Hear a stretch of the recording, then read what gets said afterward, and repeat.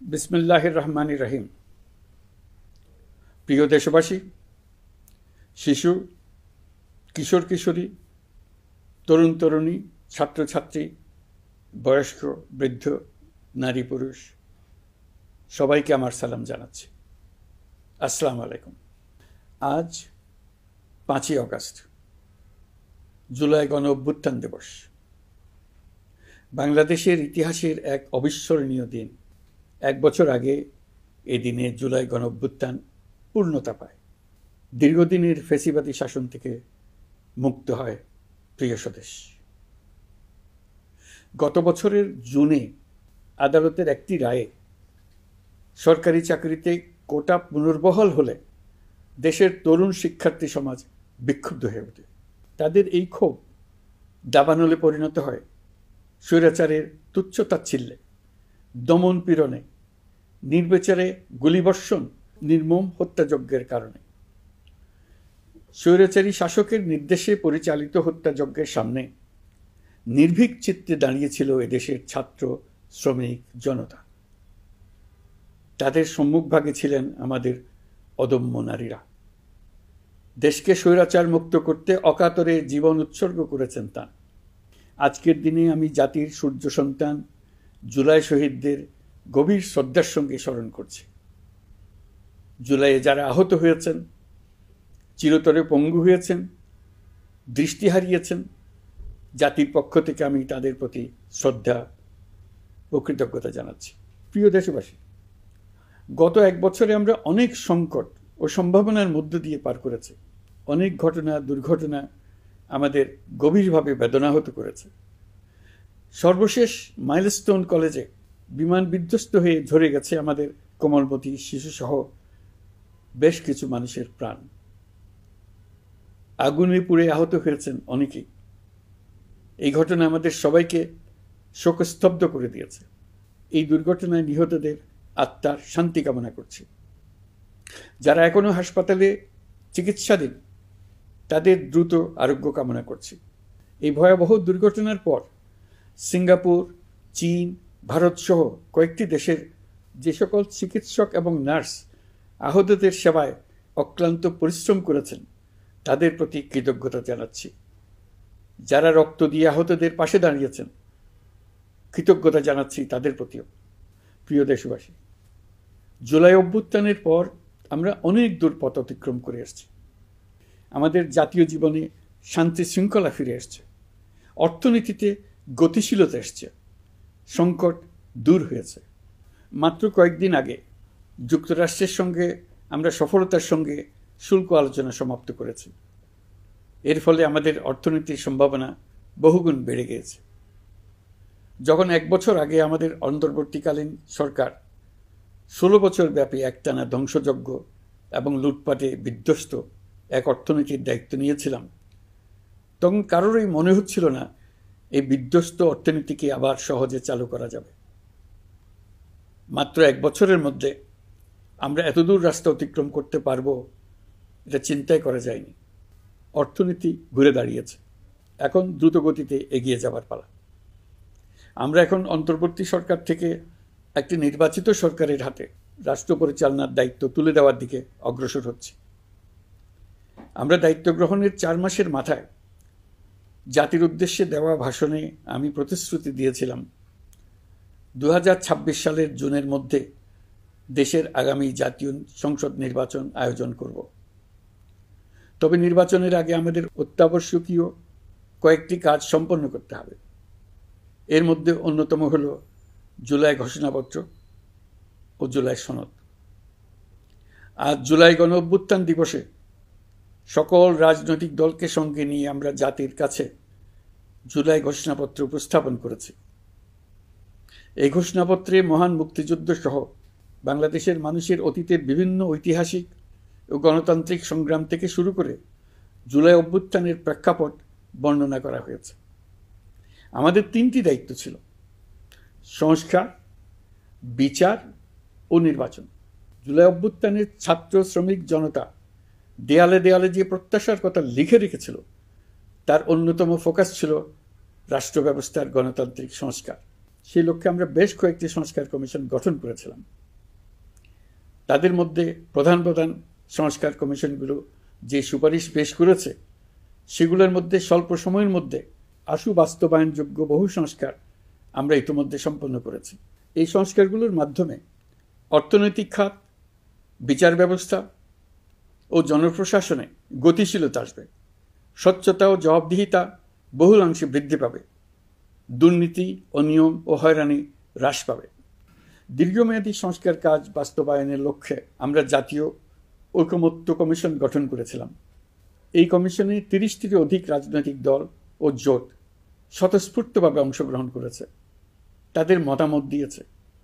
প্রাথমিক পর্যায়ে ঐকমত্য কমিশন 166টি সুপারিশ নিয়ে 30টির বেশি রাজনৈতিক দলের সঙ্গে প্রায় 2 মাস ধরে দলগত ও জোটগতভাবে আলোচনা করেছিল।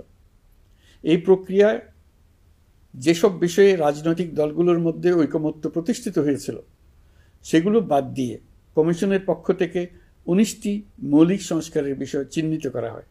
দ্বিতীয় পর্যায়ে 23 দিন ধরে আলোচনা শেষে 19টি বিষয়ের বেশিরভাগ ক্ষেত্রেই ঐকমত্য প্রতিষ্ঠা করা সম্ভব হয়েছে, যদিও কয়েকটি ক্ষেত্রে কিছু কিছু রাজনৈতিক দলের নোট অফ ডিসেন্ট রয়েছে। সংস্কারের ক্ষেত্রে আমরা আমাদের লক্ষ্যে পৌঁছাতে পেরেছি। ঐকমত্য কমিশনের পরিচালনায় দেশের সকল রাজনৈতিক দল মিলে দীর্ঘদিন ধরে প্রতিনিয়ত আলাপ আলোচনার ভিত্তিতে জুলাই সনদ চূড়ান্ত হওয়ার পর্যায়ে এসছে। জুলাই সনদ একটি ঐতিহাসিক অর্জন। এটা শুধু আমাদের রাজনৈতিক ইতিহাসে নয়, বৃহত্তর পরিমণ্ডলের রাজনৈতিক ইতিহাসেও স্মরণীয় হয়ে থাকবে। দলিল তো স্মরণীয় হয়ে থাকবেই, এটা রচনার প্রক্রিয়াও স্মরণীয় হয়ে থাকবে। এই দলিল প্রণয়নের জন্য আমি সকল রাজনৈতিক দলের নেতৃবৃন্দকে এবং ঐকমত্য কমিশনের সদস্যবৃন্দকে, বিশেষ করে এই উদ্যোগের নেতৃত্ব দানকারী প্রফেসর আলী রিয়াজকে জাতির পক্ষ থেকে অশেষ কৃতজ্ঞতা ও ধন্যবাদ জানাচ্ছি। রাজনৈতিক দলের প্রতিনিধিরা অত্যন্ত সৌহার্দ্যপূর্ণ পরিবেশে আলোচনায় অংশ নিয়েছেন। মতপার্থক্য থাকা সত্ত্বেও সকল রাজনৈতিক দলের মধ্যে ঐকমত্য তৈরির চেষ্টা ছিল। আমরা আশা করছি এই ঐকমত্যের ভিত্তিতে অচিরে রাজনৈতিক দলগুলি জুলাই সনদে স্বাক্ষর করবে এবং এর বাস্তবায়নেও ঐকমত্যে পৌঁছাবে। জুলাই সনদ বাংলাদেশে সুষ্ঠুভাবে ক্ষমতা হস্তান্তর, জবাবদিহিমূলক রাষ্ট্রীয় প্রতিষ্ঠানগুলোর স্বাধীনতা ও সক্ষমতা, নাগরিক অধিকারের সত্যিকারের বাস্তবায়ন, রাষ্ট্রীয় সম্পদ ও সামর্থ্যের ব্যবস্থাপনা নিশ্চিত করবে। আমাদেরকে নিশ্চিত করতে হবে ভবিষ্যতের কোনো সরকারই যেন আর ফ্যাসিস্ট হয়ে উঠতে না পারে। রাষ্ট্রকে এমনভাবে মেরামত করতে হবে যাতে কখনো কোথাও ফ্যাসিবাদের লক্ষণ পাওয়া গেলেই সেটিকে যেন তাৎক্ষণিকভাবে সেখানেই নির্মূল করা যায়, আর যেন 16 বছরের জন্য অপেক্ষা করতে না হয়, বহু মানুষকে প্রাণ দিতে না হয়, আমাদের যেন আরেকটি গণ অভ্যুত্থানের প্রয়োজন না হয়। জুলাই আগস্টের মানবতা বিরোধী অপরাধ মামলায় বিচার কাজ দৃঢ়ভাবে এগিয়ে চলেছে। বিচারের আনুষ্ঠানিক শুনানি পর্বও শুরু হয়েছে। ইতিহাসের নির্মম হত্যাযজ্ঞে যারা জড়িত তাদের বিচার এদেশের মাটিতে হবেই। বিচার প্রক্রিয়া ও এর ফলাফল ক্রমান্বয়ে মানুষের কাছে প্রকাশিত হতে থাকবে। বিচারের পুরো প্রক্রিয়া দেশবাসীর কাছে স্বচ্ছ ও দৃশ্যমান রাখা হচ্ছে। এবার আমাদের সর্বশেষ দায়িত্ব পালনের পালা, নির্বাচন অনুষ্ঠান। আজ এই মহান দিবসে আপনাদের সামনে এই বক্তব্য রাখার পর থেকেই আমরা আমাদের সর্বশেষ এবং সবচেয়ে গুরুত্বপূর্ণ অধ্যায়ে প্রবেশ করব।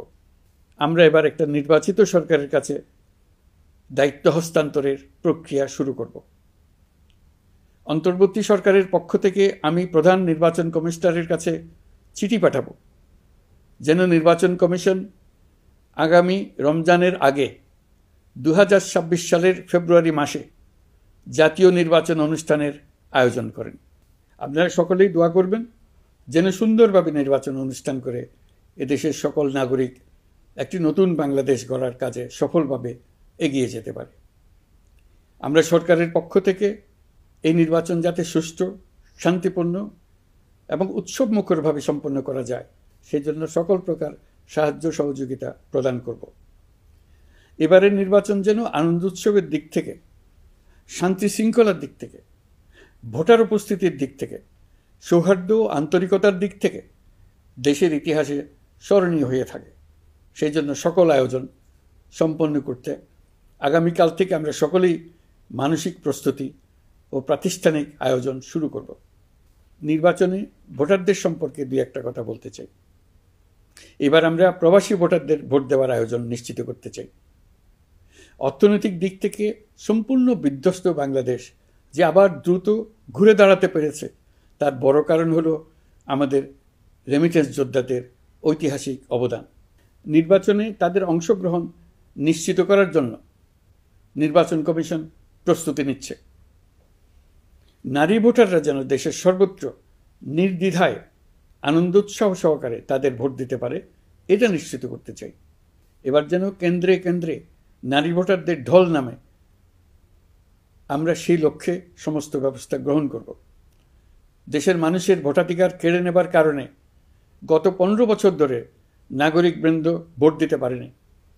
এবারের নির্বাচনে আমরা আমাদের বকেয়া আনন্দ সহ মহা আনন্দে ভোট দিতে চাই। এবারের নির্বাচনে জীবনে প্রথমবার ভোট দিতে যাবে এরকম ভোটাররা নানা উৎসবের মধ্য দিয়ে ভোট কেন্দ্রে যাবে, তাদের এই দিনটি স্মরণীয় করে রাখার জন্য। এর মধ্যে নতুন নারী ভোটার থাকবে, নতুন পুরুষ ভোটার থাকবে, এর মধ্যে এমন ভোটার থাকবে যারা 15 বছর আগে থেকেই ভোট দিতে পারত কিন্তু জীবনে একবারও ভোট দিতে পারেনি। এর মধ্যে আসবে যারা 10 বছর আগে, 5 বছর আগে ভোট দিতে পারত কিন্তু পারেনি। আর আসবে ভাগ্যবান ও ভাগ্যবতীর দল, যারা এই প্রথমবার ভোটার হওয়ার যোগ্যতা লাভ করলো এবং সঙ্গে সঙ্গে ভোট দেওয়ার সুযোগও পেয়ে গেল। নির্বাচনের দিনকে আমরা ঈদের উৎসবের মতো করতে চাই। এবারের ভোটের আনন্দ থাকবে সবার মধ্যে। আপনারা সবাই বাচ্চা কাচ্চাদের নিয়ে ভোট কেন্দ্রে যাবেন। নাগরিক অধিকার প্রয়োগের মহা আনন্দ পরবর্তী বংশধরদের কাছে তুলে ধরার জন্য এখন থেকে প্রতিদিন আলাপ আলোচনা করুন। আপনার এলাকায় ভোটদান ব্যবস্থা কেমন হলে সুন্দর হয়, কেমন হলে আনন্দমুখর হয়, সেটা আগে থেকে ঠিক করার জন্য। নতুন বাংলাদেশ গড়ার কাজের ভিত্তি রচনা হবে এবারের নির্বাচনে, তার জন্য প্রস্তুতি নিন। প্রিয় দেশবাসী, দেশের ইতিহাসে এখন পর্যন্ত যতগুলো বড় সংঘাত, সহিংসতার ঘটনা ঘটেছে, তার সবগুলোর নেপথ্য কারণ ছিল ত্রুটিপূর্ণ নির্বাচন। ত্রুটিপূর্ণ নির্বাচনের মধ্য দিয়ে কোনো দল যদি গায়ের জোরে নির্বাচিত হয়ে ক্ষমতায় আসে, তার চূড়ান্ত পরিণতি কী তার জুলাই অভ্যুত্থান আমাদের দেখিয়ে দিয়েছে। আমরা ইতিহাসের কলঙ্কিত কোনো অধ্যায়ের পুনরাবৃত্তি আর করতে চাই না। আপনারা প্রত্যেকেই অবগত আছেন, একটা গোষ্ঠী নির্বাচনকে বাধাগ্রস্ত করার জন্য উন্মুখ হয়ে আছে। তারা দেশের গণতান্ত্রিক অগ্রযাত্রাকে ব্যাহত করতে দেশের বাইরে বসে ভেতরে থেকে নানা অপচেষ্টায় লিপ্ত রয়েছে। আমাদেরকে অবশ্যই খেয়াল রাখতে হবে তারা যেন নির্বাচনকে সংঘাতময় করে তোলার কোনো রকমের সুযোগ না পায়। মাথায় রাখবেন, পরাজিত শক্তি নির্বাচনের আগ পর্যন্ত বারবার মাথাচাড়া দিয়ে ওঠার চেষ্টা করবে, কিন্তু একটি অবাধ, সুষ্ঠু, নিরপেক্ষ নির্বাচন সফলভাবে আয়োজন করা গেলে অপশক্তির পরাজয় চূড়ান্ত হবে। নির্বাচন সংক্রান্ত বিষয়ে প্রতিনিয়ত পরামর্শ নেওয়ার জন্য আমরা প্রযুক্তির সাহায্য নেব। এই জন্য একটি অ্যাপ তৈরির উদ্যোগ নিচ্ছি। দ্রুত এই অ্যাপটি চালু হবে। আপনারা আপনাদের সকল পরামর্শ, সকল মতামত, সকল আশঙ্কা এবং উদ্যোগের কথা এই অ্যাপের মাধ্যমে আমাদেরকে জানাবেন। আমরা তা যথাযথ কর্তৃপক্ষকে জানিয়ে দেব, সমস্যা সমাধানের জন্য ব্যবস্থা নেব। রাজনৈতিক দলগুলোর প্রতি আমার আহ্বান থাকবে, আপনাদের নির্বাচনী ইশতেহারে, আপনাদের প্রতিশ্রুতি, প্রতিজ্ঞা, পরিকল্পনায় কোনো কিছুতেই যেন তরুণরা বাদ না পড়ে, নারীরা বাদ না পড়ে। মনে রাখবেন, যে তরুণ তরুণীরা বাংলাদেশকে বদলে দিয়েছে, তারা বিশ্বকেও বদলে দেওয়ার ক্ষমতা রাখে। আপনার দল থেকে তাদেরকে সেই সুযোগ দেওয়ার উদ্যোগ নেন। আগামী নির্বাচনে সবাই নিরাপদে যার যার পছন্দের প্রার্থীকে ভোট দেবে, এটা নিয়ে কারো কোনো আপত্তির সুযোগ রাখা যাবে না। আমরা সবাই সবার পছন্দের প্রতি সম্মান দেখাবো, এটাই হোক আমাদের প্রতিজ্ঞা। প্রিয় দেশবাসী, আপনারা জানেন, সরকার দায়িত্ব গ্রহণের পরপরই দেশের দক্ষিণ ও উত্তরাঞ্চলে যে ভয়াবহ বন্যা পরিস্থিতি তৈরি হয়েছিল, তা ফসল উৎপাদনে ব্যাপক ক্ষতি সাধন করেছে। এর ফলে নিত্য প্রয়োজনীয় পণ্যের মূল্যবৃদ্ধির আশঙ্কা হয়েছিল। তবে সংশ্লিষ্ট প্রতিষ্ঠান ও কর্তৃপক্ষের যথাযথ পদক্ষেপ, নজরদারি ও ও মধ্যস্বত্বভোগীদের দৌরাত্ম্য কমানোর ফলে এটি এড়ানো গেছে। বিশেষ করে এবছরের পবিত্র মাহে রমজান মাস থেকে শুরু করে এখন পর্যন্ত বাজার পরিস্থিতি স্থিতিশীল রয়েছে। মূল্যস্ফীতির নিয়ন্ত্রণ ছিল আমাদের জন্য সবচেয়ে বড় চ্যালেঞ্জ। ভঙ্গুর অর্থনীতি ও বন্যার কারণে খাদ্য মূল্যস্ফীতি হয়েছিল প্রায় 14%। এখন সেটা অর্ধেকে নেমে আসছে। আমরা আশা করছি ডিসেম্বরের মধ্যে এটা 6% নেমে আসবে। এই জুন মাসে দেশের সার্বিক মূল্যস্ফীতি কমে 8.48% হয়েছে, যা বিগত 35 মাসের মধ্যে সর্বনিম্ন। এই নিয়ে 4 মাস ধরে সার্বিক মূল্যস্ফীতি ক্রমান্বয়ে কমেছে। বর্তমান অন্তর্বর্তীকালীন সরকারের প্রতি প্রবাসীদের অসীম আস্থার ফলে মুদ্রাবাজারেও স্থিতিশীলতা ফিরে এসছে। গত অর্থ বছরে ব্যাংকিং চ্যানেলে রেকর্ড $3033 কোটি প্রবাসী আয় দেশে এসছে। রপ্তানি আয়ে প্রায় 9% প্রবৃদ্ধি হয়েছে। এর ফলে টাকা শক্তিশালী হয়েছে। অনেক বছর পর ডলারের বিপরীতে টাকার মান বাড়ছে।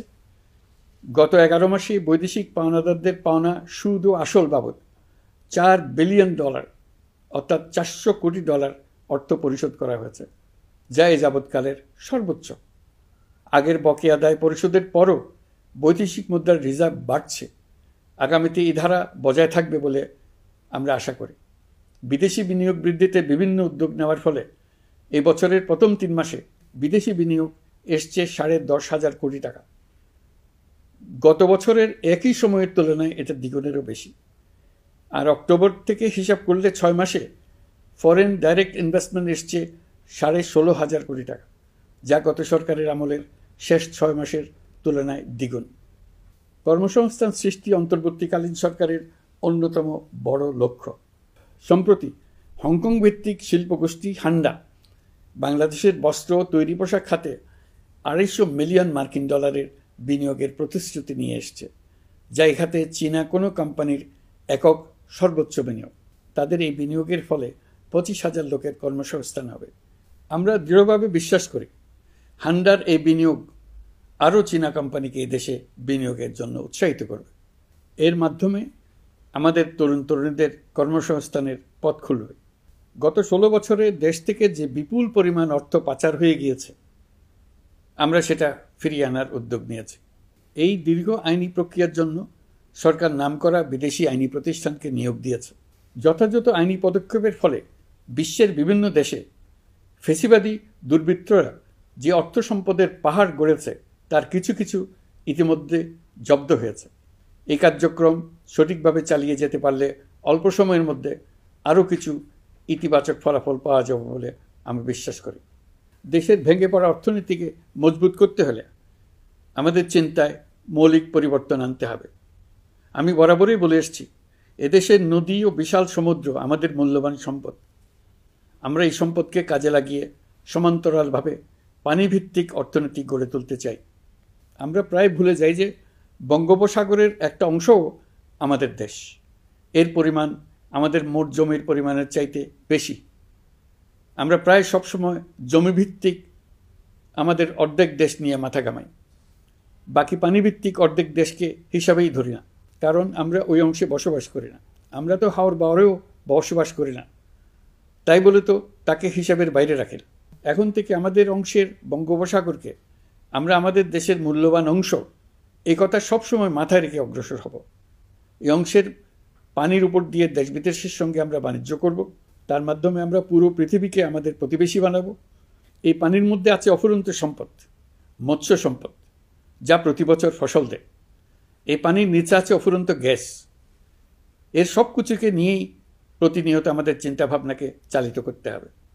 বর্তমান সরকার চট্টগ্রাম বন্দর ব্যবস্থাপনাকে নতুন করে সাজানোর উদ্যোগ নিয়েছে। সরকার সম্প্রতি বাংলাদেশ নৌবাহিনী পরিচালিত ড্রাই ডক লিমিটেডকে নিউ মেরিন টার্মিনাল কন্টেইনার হ্যান্ডলিংয়ের দায়িত্ব দিয়েছে। তারা কাজ শুরু করা মাত্রই কিছু ইতিবাচক পরিবর্তন এসছে। প্রথম 2 সপ্তাহে দেখা গেছে আগের তুলনায় প্রতিদিন গড়ে 225টি বেশি কন্টেইনার হ্যান্ডলিং হচ্ছে। এই বন্দরকে আধুনিকভাবে গড়ে তোলা গেলে তা শুধু বাংলাদেশের অর্থনীতিতেই ভূমিকা রাখবে না, নেপাল, ভুটান সহ পার্শ্ববর্তী অঞ্চলের অর্থনীতিতে ইতিবাচক ভূমিকা রাখতে সক্ষম হবে। বিনিময়ে তারাও উপকৃত হবে, আমরাও উপকৃত হব। আমাদের উপকূল অঞ্চল অফুরন্ত সম্ভাবনার আধার। কুমিরা থেকে টেকনাফ পর্যন্ত নানা বন্দরের কর্মচাঞ্চল্যে সমগ্র উপকূল অঞ্চলকে দক্ষিণ এশিয়ার একটি গুরুত্বপূর্ণ অর্থনৈতিক প্রাণকেন্দ্র হিসেবে প্রতিষ্ঠা করবে। এই পুরো অঞ্চলে অনেকগুলো শিল্পাঞ্চল গড়ে উঠবে শুধু সমুদ্রের সান্নিধ্য এবং তার ব্যবহারের দক্ষতার কারণে। সমুদ্র উপকূলীয় অঞ্চলের সম্পদ ও পরিবেশের টেকসই ব্যবহার নিশ্চিত করতে আমাদের বন্ধু দেশগুলোর সঙ্গে আলোচনা শুরু করেছি। তারা উৎসাহ সহকারে সাড়া দিয়েছেন। গভীর সমুদ্রকে আমরা এখনও আমাদের কল্যাণে কাজে লাগাতে পারিনি। একে কেন্দ্র করে আমরা মাছ পালন, আহরণ ও প্রক্রিয়াজাতকরণের শিল্প গড়ে তুলতে কাজ শুরু করেছি। এতে করে লক্ষ লক্ষ মানুষের কর্মসংস্থান হবে, আমাদের অর্থনীতি নতুন শক্তিতে বলীয়ান হবে। প্রিয় দেশবাসী, প্রবাসী বাংলাদেশিদের জন্য ভিসা সংক্রান্ত জটিলতা দূর করতে আমরা গভীরভাবে কাজ করে যাচ্ছি। বাংলাদেশি নাগরিকদের জন্য আরব আমিরাত পুনরায় ভিসা চালু করেছে। মালয়েশিয়া কর্তৃপক্ষ বাংলাদেশি কর্মীদের জন্য প্রথমবারের মতো মাল্টিপল এন্ট্রি ভিসা চালু করেছে। অন্যান্য দেশের সঙ্গেও ভিসা জটিলতা কীভাবে কমিয়ে আনা যায় এ নিয়ে আমরা কাজ করে যাচ্ছি। আগামী 5 বছরে জাপানে অন্তত 1 লক্ষ বাংলাদেশি তরুণদের পাঠানোর প্রস্তুতি শুরু করেছে। তরুণদের সেখানে পাঠানোর জন্য বিশেষ প্রশিক্ষণ, অন্যান্য ব্যবস্থাও আমরা নিতে শুরু করেছি। এর পাশাপাশি আমরা ইতালি, দক্ষিণ কোরিয়া, সার্বিয়া সহ বিভিন্ন দেশে দক্ষ কর্মীদের পাঠানোর উদ্যোগ নিয়েছি। সৌদি আরব, জর্ডান, ওমান সহ বিভিন্ন দেশে নথিপত্রের কারণে যে প্রবাসীরা ইরেগুলার হয়ে গিয়েছিলেন তাদেরকে রেগুলারাইজ করার জন্য ব্যবস্থা নিয়েছে। আমরা বিভিন্ন দেশের সঙ্গে বিদ্যমান চুক্তিগুলোকে পর্যালোচনা করে দেখছি যাতে আমাদের প্রবাসী ভাই বোনদের জন্য সেগুলো স্বস্তিদায়ক হয়। দেশে এবং দেশের বাইরে বাংলাদেশের নাগরিকরা যে যেখানে অবস্থান করছে তারা যাতে সব ধরনের নাগরিক সুবিধা পান, আমরা সেই বিষয়ে উদ্যোগ নিয়েছি। চলতি বছর আমাদের নানা উদ্যোগের ফলে প্রায় 87,000 বাংলাদেশি সুষ্ঠুভাবে হজ পালন করতে পেরেছেন। হজের ব্যয়ও অন্যান্য বছরের তুলনায় আমরা কমিয়ে আনতে পেরেছি। হাজিরা যাতে নির্বিঘ্নে হজ সম্পন্ন করতে পারে সেজন্য লাব্বায়েক নামে অ্যাপ চালু করেছে, যার মাধ্যমে ঘরে বসেই হাজিদের আত্মীয় স্বজন, পরিবার পরিজন তাদের অবস্থান প্রতি মুহূর্তে জানতে পেরেছেন। এই বছর দক্ষিণ এশিয়ার অন্যান্য দেশগুলোতেও আমাদের হজ ব্যবস্থাপনা প্রশংসিত হয়েছে। আগামী বছরের হজ ব্যবস্থাপনা যেন আরও নির্বিঘ্নে সম্পন্ন করা যায় সেজন্য মন্ত্রণালয় এখন থেকেই প্রস্তুতি নিতে শুরু করেছে। প্রিয় দেশবাসী, জুলাই গণঅভ্যুত্থানে তরুণ শিক্ষার্থীদের পাশে ঢাল হয়ে দাঁড়িয়েছিলেন আমাদের বাবা মা ও শিক্ষকরা। আমাদের বাবা মায়েরা তাদের সন্তানকে বহু কষ্টে বড় করে বিশ্ববিদ্যালয়ে পাঠায়। লেখাপড়া শেষ করে অনেক ছাত্র অসুস্থ হয়ে বের হয়। এর কারণ আবাসিক হলের নোংরা পরিবেশ, খাবারের নিম্নমান, তার উপর দলীয় সন্ত্রাসীদের দমনপীড়ন। বিশ্ববিদ্যালয়ে পড়াশোনার পরিবর্তে প্রতিদিন শিক্ষার্থীদের জোর করে রাজনৈতিক দলের প্রোগ্রামে নিয়ে যাওয়া হতো। প্রশাসন ও শিক্ষকরা সবই জানতেন, অথচ কেউ এটি থামাতে পারেননি, চেষ্টাও করেননি।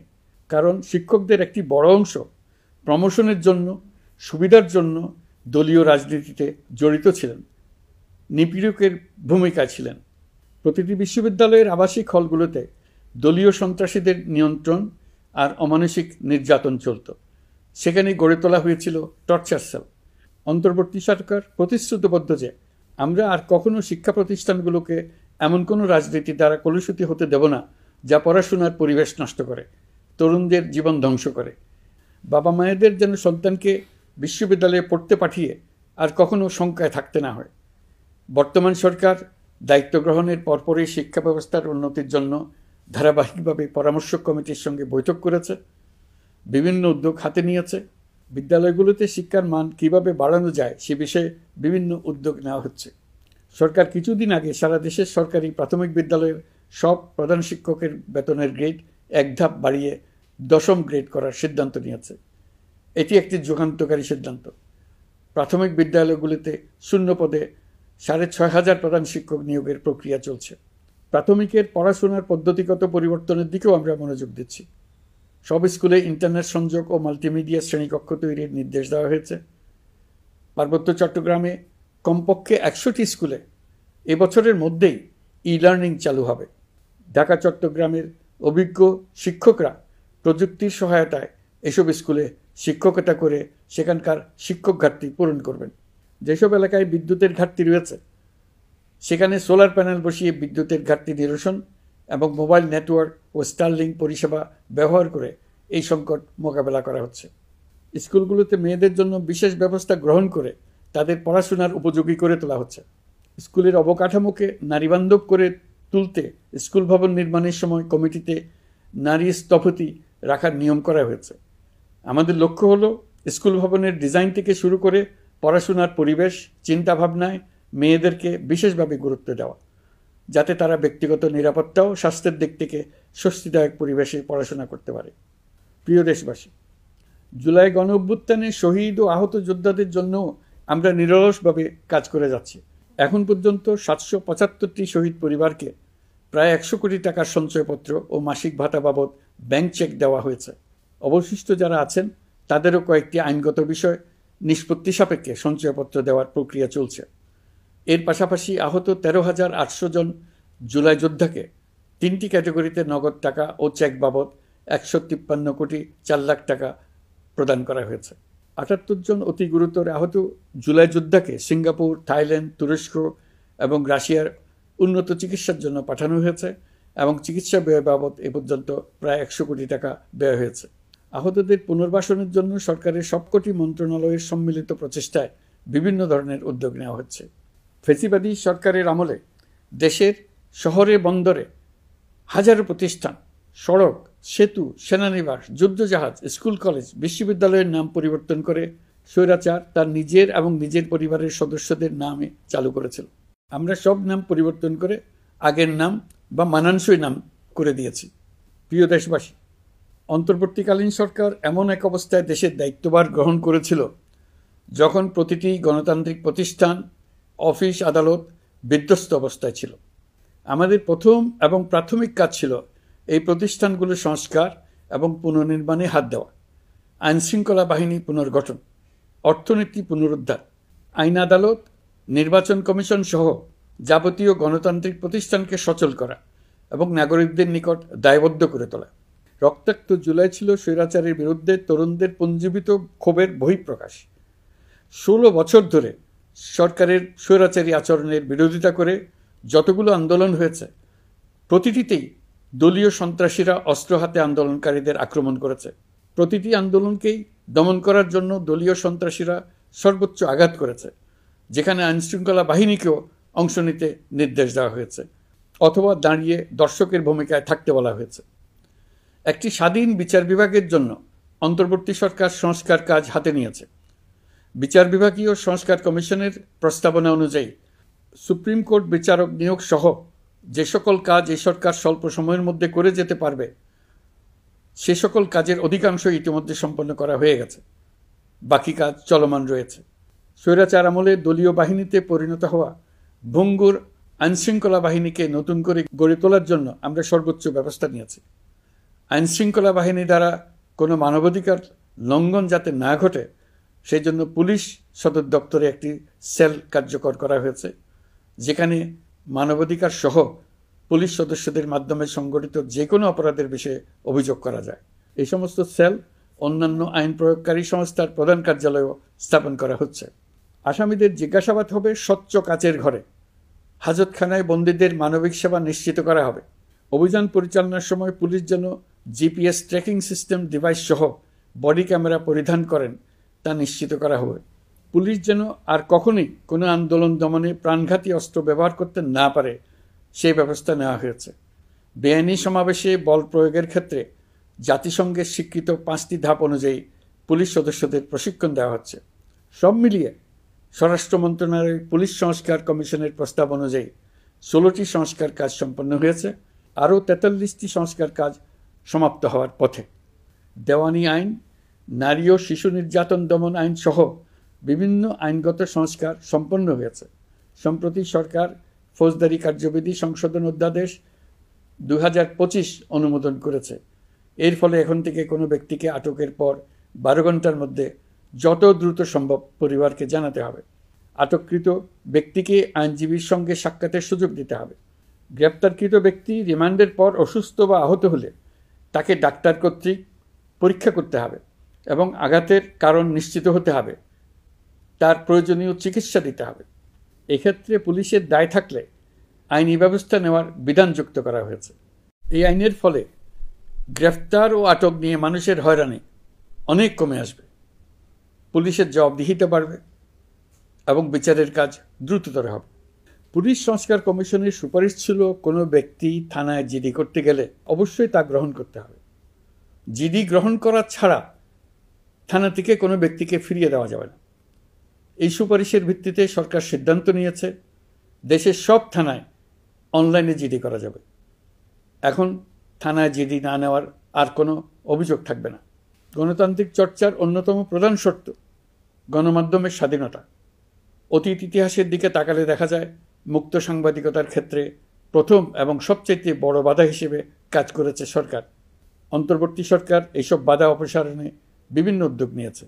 আমরা সমালোচনাকে উন্মুক্ত করে দিয়েছি। যে কেউ চাইলেই যে কোনো মাধ্যমে, সেটা মূলধারার গণমাধ্যম হোক কিংবা সামাজিক যোগাযোগ মাধ্যমেই হোক, সরকারের সমালোচনা করতে পারছেন। এমনকি রাষ্ট্রীয় গণমাধ্যমেও সরকারের সমালোচনা করা যাচ্ছে। নিকট অতীতে যা ছিল অকল্পনীয়। সাংবাদিকদের জবাবদিহিতা নিশ্চিত করার জন্য সরকার ইতিমধ্যে প্রেস কাউন্সিল পুনর্গঠন করেছে। আপনারা জানেন, সামাজিক যোগাযোগ মাধ্যমে প্রতিদিন বিপুল পরিমাণ গুজব ও অপতথ্য ছড়িয়ে পড়ছে। দেশকে অস্থিতিশীল করতে হাতিয়ারে পরিণত হয়েছে গুজব।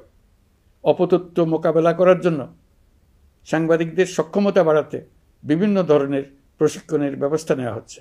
স্বৈরাচারী সরকার আমলে সাংবাদিকতার ক্ষেত্রে বড় বাধা ছিল ডিজিটাল নিরাপত্তা আইন, যা পরে সাইবার নিরাপত্তা আইন রূপে আবির্ভূত হয়েছিল। আমরা এই আইনটি বাতিল করেছি। এই আইনের অধীনে সাংবাদিকদের বিরুদ্ধে করা সব মামলা বাতিল করা হয়েছে। সংবাদ মাধ্যমের স্বাধীনতা নিশ্চিতকরণে এটি একটি বড় অগ্রগতি। নতুন যে আইন প্রণীত হয়েছে তাতে আগের আইনের নিবর্তনমূলক 9টি ধারা বাদ দেওয়া হয়েছে।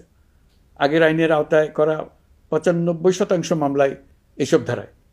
আমরা বিশ্বাস করি নতুন আইন প্রণয়নের পর সাংবাদিকদের আইনি হয়রানি বন্ধ হবে। গত বছর মানুষের প্রতিবাদকে স্তব্ধ করে দিতে ফ্যাসিবাদী সরকার ইন্টারনেট বন্ধ করে দিয়েছিল, যাতে গোপনে তারা দমন নিপীড়ন হত্যাকাণ্ড চালাতে পারে। অন্তর্বর্তী সরকার সাইবার সুরক্ষা আইন সংশোধন করে নতুন অধ্যাদেশে প্রথমবারের মতো ইন্টারনেটকে মৌলিক অধিকার হিসেবে অন্তর্ভুক্ত করেছে। সম্প্রতি আন্তর্জাতিক bandwidth real time internet traffic পরিবহনে 4 টেরাবাইট সেকেন্ডের মাইলফলক অতিক্রম করেছে বাংলাদেশ সাবমেরিন কেবলস পিএলসি। বাংলাদেশে ইন্টারনেট সেবার মান ভালো করতে সরকারের পক্ষ থেকে সর্বোচ্চ উদ্যোগ নেওয়া হয়েছে। প্রিয় দেশবাসী, আপনাদের আহ্বানে একটি ঐতিহাসিক সন্ধিক্ষণে আমরা দায়িত্বভার গ্রহণ করেছিলাম। জুলাই অভ্যুত্থানে সৃষ্ট নতুন বাংলাদেশের যে অভূতপূর্ব সম্ভাবনা জাগ্রত হয়েছে, তাকে এগিয়ে নিতে আপনারা আমাদেরকে দায়িত্ব দিয়েছিলেন। গত 12 মাস ধরে আপনাদের সবাইকে সাথে নিয়ে জুলাইয়ের দাবি পূরণের চেষ্টা করে যাচ্ছি। আসুন আজ জুলাই গণ অভ্যুত্থান দিবসে প্রতিজ্ঞাবদ্ধ হই এই জাতিকে আমরা আর কখনো বিভক্ত হতে দেব না। আমরা সকল নাগরিকের প্রতি মর্যাদাশীল থাকব, তিনি যেই পরিচয়েরই হন না কেন। আমরা দৈনন্দিন জীবনে নানা ঘাত প্রতিঘাতে সাময়িকভাবে যদি পথভ্রষ্ট হয়েও পড়ি, প্রতি বছর জুলাই আমাদেরকে নতুন করে ঐক্যবদ্ধ হতে শক্তি যোগাবে। জুলাই তরুণদের উসিলায় জাতির আত্ম আবিষ্কারের মাস, ভুলভ্রান্তি শুধরে নেবার মাস, গর্তে পড়ে যাওয়ার প্রবণতা থেকে নিজেদেরকে রক্ষা করার মাস। জুলাই গ্রামে গঞ্জে, সরকারি বেসরকারি স্কুল কলেজে, বিশ্ববিদ্যালয়ে, ফসলের মাঠে, ঘরে বাড়িতে কিশোর কিশোরী, তরুণ তরুণীদের কাছ থেকে তাদের আকাঙ্ক্ষাগুলো জেনে নেওয়ার মাস। নির্বাচন আসছে। যদি আপনি আপনার নির্বাচনী এলাকা থেকে দূরে বসবাস করেন, তবে এখন থেকে নিয়মিত নির্বাচনী এলাকা পরিদর্শন করুন, যাতে সেরা ব্যক্তিকে নির্বাচিত করতে আপনি প্রস্তুত হতে পারেন। যাদের তাজা রক্তের বিনিময়ে আমরা আমাদের এই অতি মূল্যবান অধিকার ফিরে পেলাম, ভোটটা দেওয়ার আগ মুহূর্তে যেন তাদের চেহারা আমাদের চোখে ভেসে ওঠে। ফেব্রুয়ারি বেশি দূরে নয়। নির্বাচন নিয়ে প্রস্তুতি নিতে নিতেই ভোটের দিন এসে পড়বে। বহু বছর আমরা কেউ ভোট দিতে পারিনি।